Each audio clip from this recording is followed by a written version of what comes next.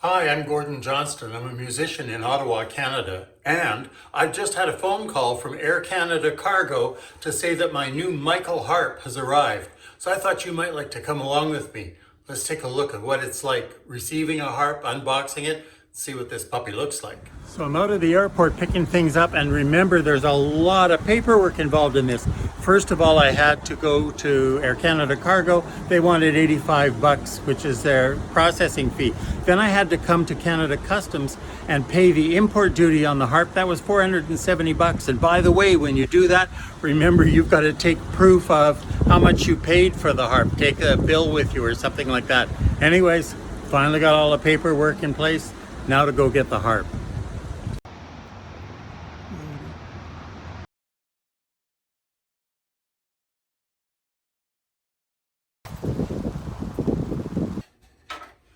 So here we've got the harp inside the house, and now we're going to take it apart. You'll see that it's connected with these strapping things. They're really intense and tricky to get through.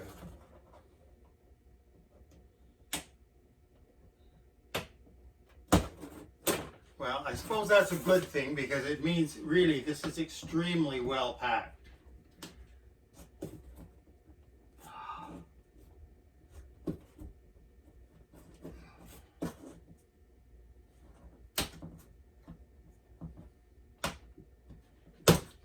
There we go. Now, it's packed really tight. It was really easy at the airport to lift it up and move it. So we'll just cut through the packing on this side and see if we can lift the top up.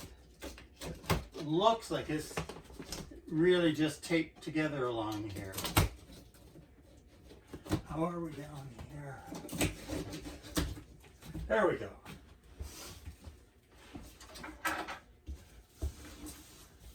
So if we open it up, you can look inside and you can see that basically everything's in here, and it's just held in by pieces of foam. Really well packed, but I mean, easy to unpack. So here's the cover, which lovely purple color, and then we'll just pick the harp up.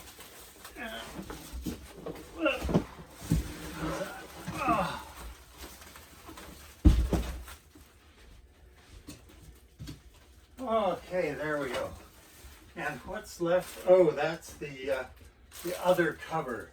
Yeah, this is a dust cover that I wanted for it.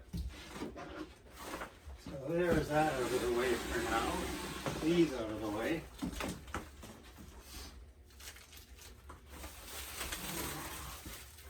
Now, there's a tuning key strapped on here, and when you buy a Mikel harp, be sure that you order extra tuning keys, because a Mikel harp doesn't use a standard Lion and Healy tuning key. So be sure that you get a proper tuning key for it. How's that? This is really well packaged.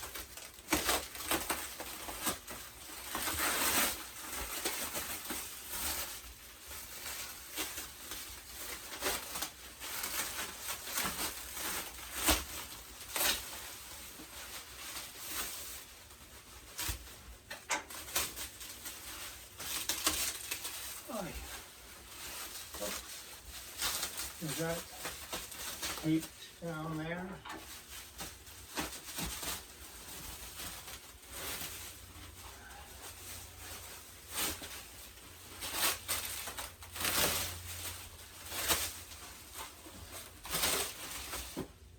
So I'm super impressed with how well packaged this is. I've bought harps from Mikel Harps before and they were okay, but this is really excellent.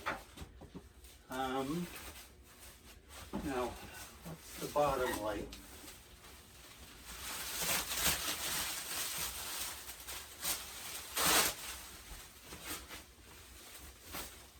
Wow. Let's be on this one. Yep. Thank you. Thank you. So there we are.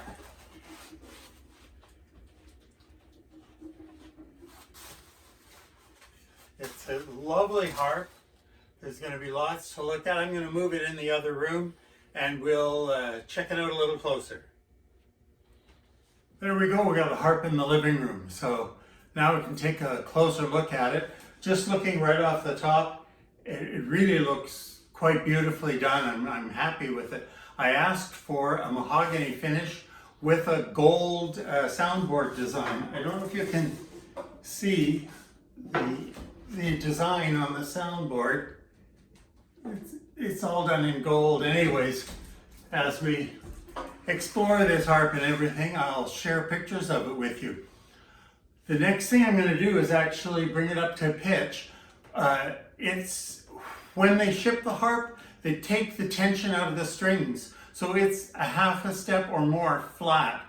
I used to be real slow about bringing harps up to pitch because I'm old school from the days of gut strings. You can carefully bring these strings up to pitch. The one thing is, if you've got your tuning key on a string and you're turning and you're plucking the string and the pitch isn't changing, stop, because you're on the wrong string and you're going to break it. Of course, harp strings break, and I have always had, don't want to say it, but I've always had harp strings break on new harps after they've been shipped and when the harp is still green. So that's why you always order a spare string set with every harp. Even if you think you have the strings, you order another string set. You're going to pay a bunch of money for a harp, get the strings that go with it. This harp I'm particularly interested in seeing what these lower fifth octave strings are about. They call them sugar strings. I don't know, it sounds like a weird name, but we're going to find out what they sound like. So I'm going to bring this harp up to pitch. Then tomorrow I'll retune it. It'll take a few days for it to settle in. And remember that in a new harp, wood moves around. It's like a harp is a living thing, eh? So it takes a while for it to settle in and acquire its voice. So over the next few days and weeks, I'm going to check in with you and show you how the harp goes, how it comes up to pitch, and what the sound is. I'm very curious about that. I just want to say a quick word about bringing the harp up to pitch. This is a 38 string harp, and traditionally a 38 string harp is strung in E flat, or tuned rather, in E flat. So you just want to be careful. I use a tuning app called Pano Tuner, P-A-N-O Tuner. I find it really accurate with harps, and it can hear low sounds and high sounds as well. So I'm not sure about the E flat thing. That's really going to depend on these sharping levers, how accurate they are. But let's just check this out. Let me flip this camera around, can we? There we go. So if I play an E, it should be E flat. Whoops, let's try the right string. So you can see that's pretty well in tune. Now, let me flip up the E lever here. And how's that? So you can see that it seems like the levers may very well be accurate to the half step. We'll only know in a couple of days when the tuning in this settles down. When I'm tuning a harp, particularly when I'm bringing a new harp up to pitch, I start at middle C and go down because that's where most of the tension is. And if you do that, you start on middle C, fourth octave C, go down to the bottom of the harp. By the time you come back up, that C will have gone flat. And that's because you've increased the tension on the board at the bottom. So the harp is moving around. So come back up, start middle C, go to the top, leave it for a day, come back tomorrow, do the same thing. We'll know in a few days, basically what the sound of the harp is. It's going to be a green harp because it's brand new, but that's, to be expected. And then we'll also find out exactly how accurate these sharping levers are. And are they accurate enough that we can tune the harp in E flat and still be able to play well in sharp keys. Stay tuned. Well, there we go. It's a couple of days later and the harp is brought up to pitch, and I really wanted to talk to you about this Mikel 38. Just to tell you a bit about what it's like, what you can expect when you buy a harp like this. One of the things that strikes me right away is the quality of workmanship. This is, I think, the 5th or 6th harp I've bought from Mikel Harp Company. And a couple of years ago, they completely redid their design of the harps and everything. And it's quite impressive. The finish is smooth and clean. The joins in the wood are really well done. So it's a nice harp. Another thing that I found interesting was they kept talking about sugar strings, and I think it's a very strange name, but it turns out that the bottom 5 strings here are actually made in Italy, and they're made from sugar cane. Go figure. I don't care what they're made of, I care what they sound like. And I think they have a really nice, rich sound to them. I'm really impressed with them. I think they're one of the most impressive things about this harp is these strings, because these strings in this range really affect the tone of the harp and what the whole thing sounds like. So of course the big question is, how does it sound? Does it have a nice sound? And yeah, I think it has a nice sound. The sound of a harp is very particular, very individual. Personally, I'm a pedal harp player, so I'm used to that really rich, warm gut sound. And you don't often get that from nylon. But with this harp being strung basically in sugar strings down here for 5 strings, and then the rest of it in nylon, it still has an okay sound to it. The bottom is good. The top, it's very bright up top. I think if that's the word I would use to describe the sound of the Mikel harp. It's bright. Anyways, but you would like it.